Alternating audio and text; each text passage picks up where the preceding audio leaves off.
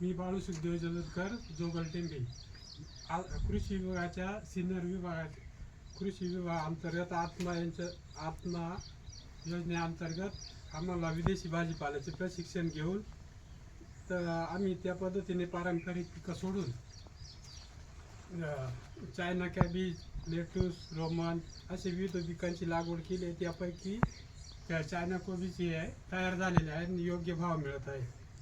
त्या सिन्नर कृषी विभागाअंतर्गत आम्हाला मोलाचे सहकार्य लाभल्याबद्दल त्यांचे आभार मानतो आणि त्यांच्यातून आमच्या कुटुंबाचं चांगली प्रगती होत आहे.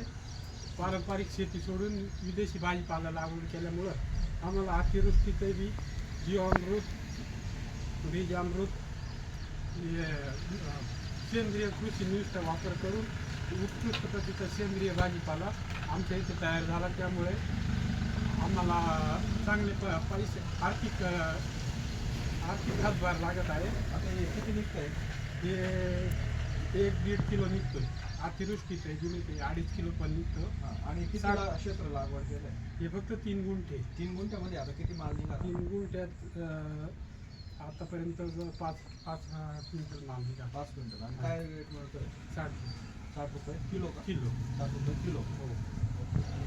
नैसर्गिक निविष्ठा वापरला नैसर्गिक म्हणजे कोणताच रोग नाही त्याच्यावरती. मग ग्राहकांना आपण नैसर्गिक सेंद्रिय भाजीपाला म्हणून पुढे जात आहे. ओके. भाजीपाला मुंबई, अहमदाबाद, नागपूर अशा ठिकाणी. आत्माच्या प्रशिक्षण आणि सेंद्रिय योजनेमुळे तुम्ही समाधानी आहात? समाधानी आम्ही यापुढे बी असंच सहकार्य लाभ असे आम्ही आत्माच्या सरांचं अपेक्षा व्यक्त करतो. धन्यवाद.